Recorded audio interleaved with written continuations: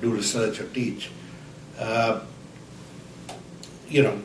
question you asked is, how did it happen? It just happened by circumstance. I mean, you were there, you got involved in a technology that was emerging, you sort of felt it was going to change the world, and you just decided you wanted to be a part of making that change happen. So being at the right place at the right time. Yes, and also looking at the opportunity. Now, how do I define success is the question. You set your goals, and if you meet them, you're successful. But the minute you're successful, you have to reset your goal, actually. And so, in a way, it's a thankless job because the minute you feel you're going to be successful, you reset it, so you're always chasing your tail in a way. It's sort of unforgiving, Yep. but that's really what you've got to do. It's, there's an old, how do I put it, when I did my senior Cambridge, one of the poems we did was by Robert Browning called Andrea del Sarto, in which he has this line where he's a perfect painter and he's comparing himself to Raphael, who's not perfect but gets much more recognition than he does. And he says, but a man's reach should exceed his grasp, or what's a heaven for? Correct. And when you think about it, that's really what you've got to do. I think you've got to push yourself to do that little bit extra, and when you think you can achieve that, then push yourself to do a little more. Correct. And that's, to me, that's success, is if you're able to do that and continuously keep raising the bar on what you define for yourself as what's possible. Excellent, excellent. As you know, there are thousands of IITians are watching you today. And what would be your advice to these IITians regarding to these young IITians as how to become the true professional and to have a successful life? So, first thing is, obviously you have role models, whether it's your father, grandfather, parents, uncle, aunt, mother, whoever, professor, whoever, teacher. You have a role model, and you have role models who are outside. Most people try and copy their role models. According to me, that's not what you should do, because the copy is never as good as the original. So what you should do is look at your role models, see what you like in them, and then try and implement that in yourself.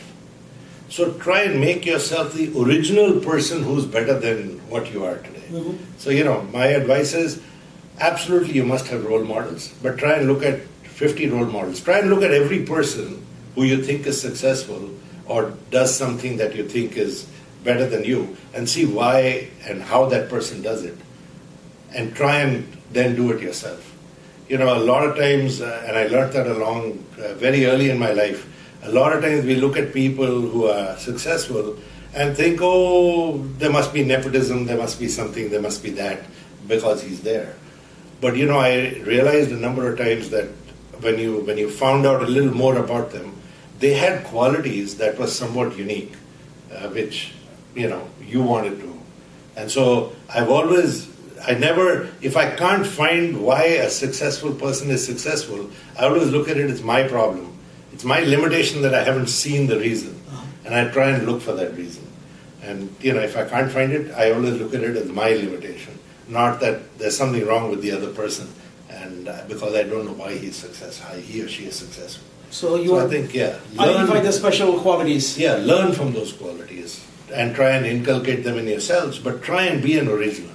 Try and be yourself, because yourself as an original will always be better than if you're trying to copy someone. Perfectly right, perfectly right.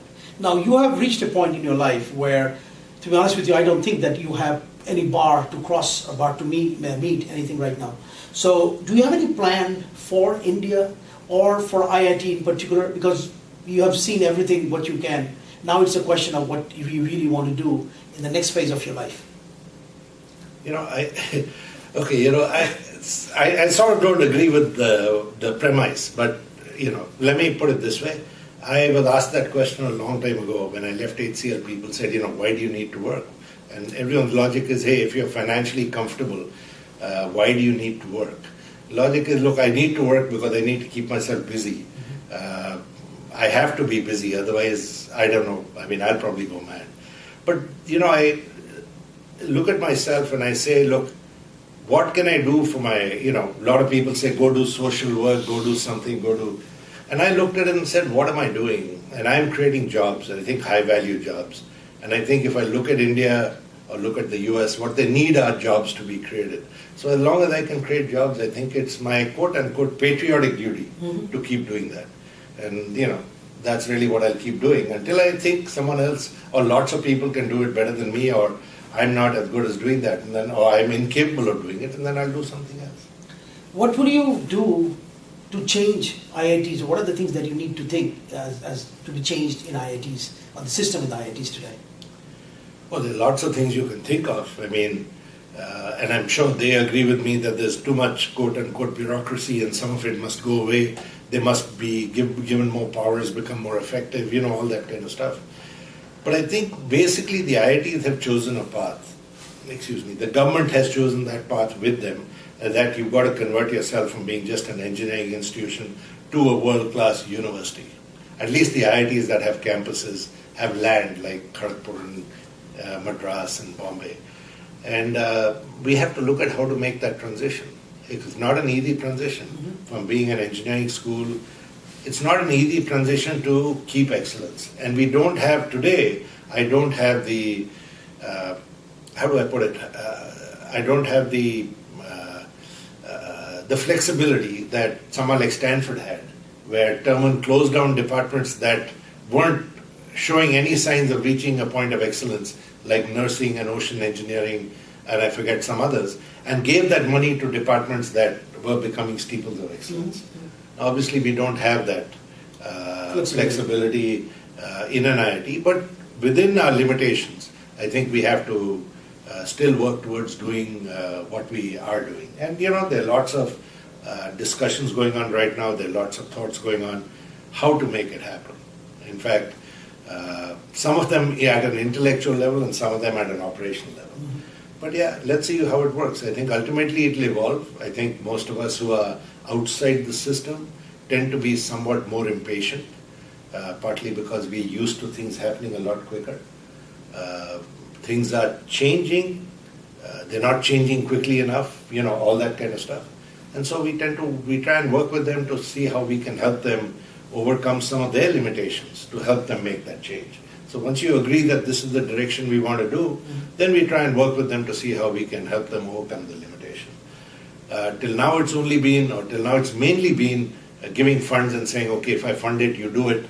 And so that helps them do certain things. But I think that's also changing. Funding is important. Giving them money to do things that you want to do is important. But I think they are asking the IIT alumni group, IIT is asking the alumni is to get more involved. They want your time, they want you to be able to add value to what they're doing. And so you're seeing that start to happen. Correct. Thank you. Arjun, thank you so much for spending the time. And I think thousands and thousands of IITians will actually watch this very soon. Thank you.